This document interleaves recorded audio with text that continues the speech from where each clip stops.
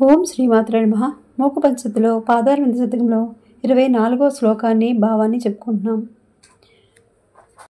జగన్నేదం నేదం పరిమితి పరిత్యజ్యయతిభిః కుశాగ్రీయస్వాతైః కుశల దుషణైః సహస్రశరణౌ గవేష్యం కామాక్షి ధ్రువమకృతకానాం గిరిసుతే గిరామైదం పర్యం తవ చరణమహ్యాత్మ్య గరిమా.